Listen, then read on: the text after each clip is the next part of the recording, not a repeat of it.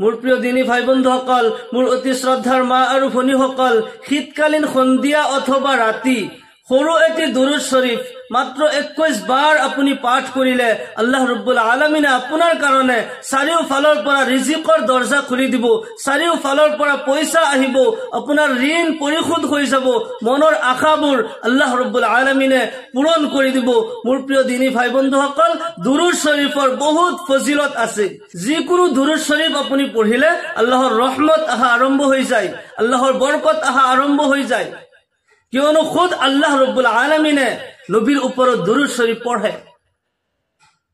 আল্লাহ ৰব্বুল আলামিনে কোনো কামেই নকৰে, কিন্তু এটা কাম কৰে, সেয়া হৈছে তেওঁৰ হাবিব জনাবে মুহাম্মদুৰ ৰাসূলুল্লাহ সাল্লাল্লাহু আলাইহি ওয়াসাল্লামৰ ওপৰত দুৰুদ শৰীফ পঢ়ে। আপুনি যেতিয়া দুৰুদ শৰীফ পঢ়িব আল্লাহ ৰব্বুল আলামিন খুশ হৈ যায়, ৰাজি হৈ যায়, আপোনাৰ মনৰ আশাবোৰ পূৰণ কৰি দিয়ে। আপোনাৰ যিমান ইচ্ছা, যিমান চাহত আল্লাহ ৰব্বুল আলামিনে সেইবোৰ পুৰা কৰি দিয়ে। আল্লাহ ৰব্বুল আলামিনে নিজেই নবীৰ ওপৰত দুৰুদ শৰীফ পঢ়ে। ইন্নাল্লাহা ওয়া মালাইকাতাহু ইছল্লুনা আলান নবী ইয়া আইয়ুহাল্লাযীনা আমানু সাল্লু আলাইহি ওয়া সাল্লিমু তাসলিমা।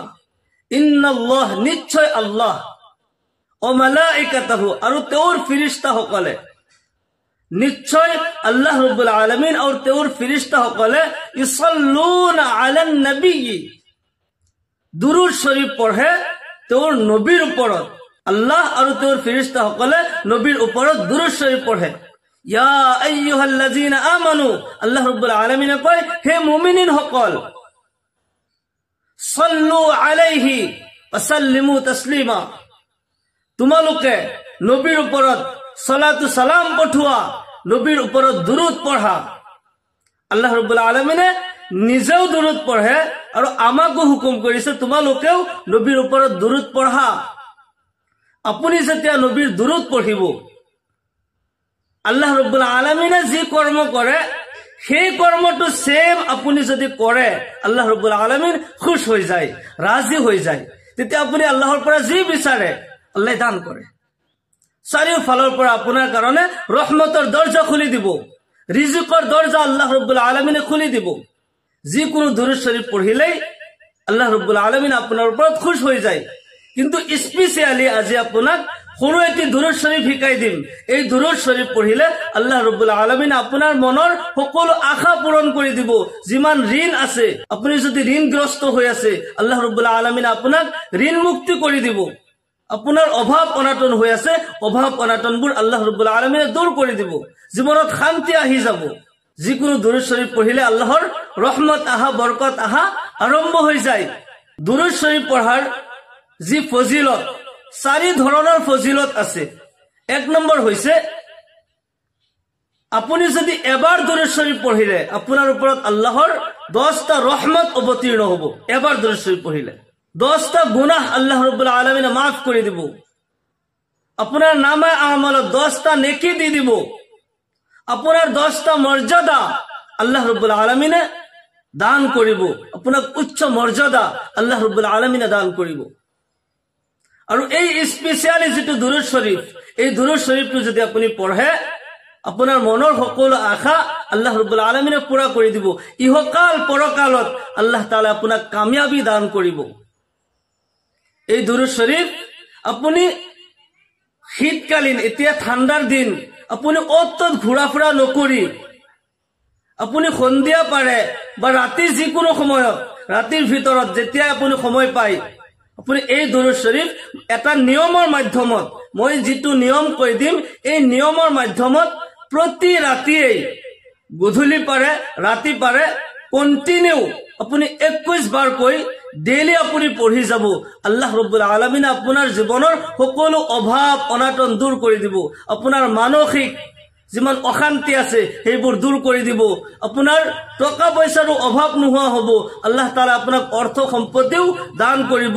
ইহকাল পৰকালত আল্লাহ তাআলা আপোনাক মৰ্যাদাপূৰ্ণ বনাব। সুবহানাল্লাহি বিহামদিহি।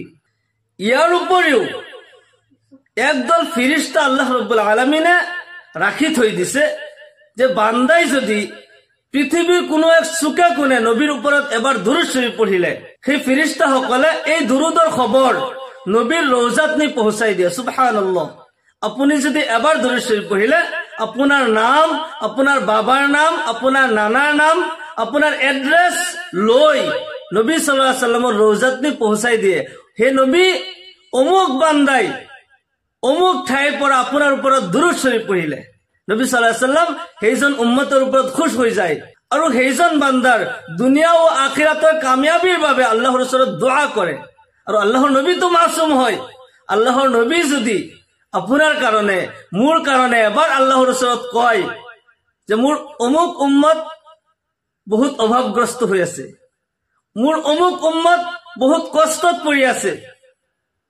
আল্লাহৰ ওচৰত যদি এবাৰ কয় আপোনাৰ জীৱন ধন্য হয় আপুনি দুনিয়া ও আখিৰাতত কামিয়াব হয় সেই কাৰণে শীতকালীন সন্ধিয়া ৰাতি আপুনি অত্যন্ত ঘোৰা ফুৰা নকৰি আপুনি এই আমল কৰক আল্লাহ ৰাব্বুল আলামিন আপোনাক উচ্চ মৰ্যাদা দান কৰিব আপুনি যেতিয়া দুৰুদ শৰীফ পঢ়িব এনি টাইম দুৰুদ শৰীফ পঢ়ি থাকিব পাৰে কিন্তু আল্লাহ ৰাব্বুল আলামিনে পাক পবিত্ৰতা পছন্দ কৰে ইন্নাল্লাহা ইউহিব্বুত তাওয়াবিন ওয়া ইউহিব্বুল মুতাতাহহিৰিন আল্লাহ তাআলা তওবাকাৰী সকলক আৰু পবিত্ৰতা যিসকলে অৰ্জন কৰে পবিত্ৰ অৱস্থাত যিসকল থাকে তেওঁলোকক আল্লাহ তাআলাই বহুত বহুত পছন্দ কৰে সেই কাৰণে আপুনি পবিত্ৰতা হাসিল কৰিব ধুনিয়াকৈ ওযু কৰি লব ধুনিয়াকৈ ওযু কৰিলে কিয়ামতৰ দিনাখন আপোনাৰ চেহাৰা হাত ভৰি মুখমণ্ডল নূৰৰ দৰে জিলিকি থাকিব নবী সাল্লাল্লাহু আলাইহি ওয়াসাল্লামে দূৰৰ পৰা দেখিলে চিনি পাব সেইজন মূল উম্মত আহি আছে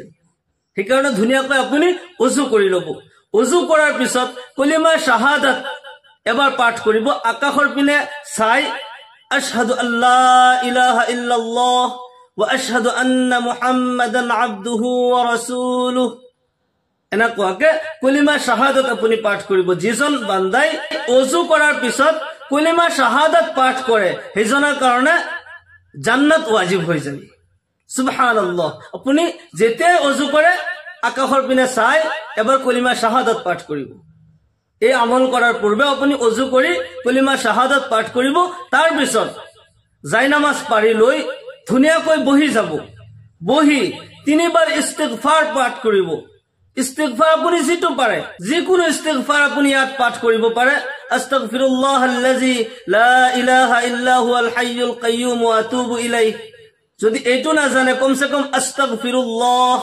আস্তাগফিরুল্লাহ আস্তাগফিরুল্লাহ তিনিবাৰ আপুনি পাঠ কৰি লব তাৰ পিছত 21 বাৰ এই দুৰুদ শৰীফ আপুনি পাঠ কৰিব স্ক্ৰিনত চাই লওক মই ধুনিয়াকৈ কৈ দিছো মোৰ লগে লগে আপুনি পঢ়ি যাব আল্লাহুম্মা সাল্লি আলা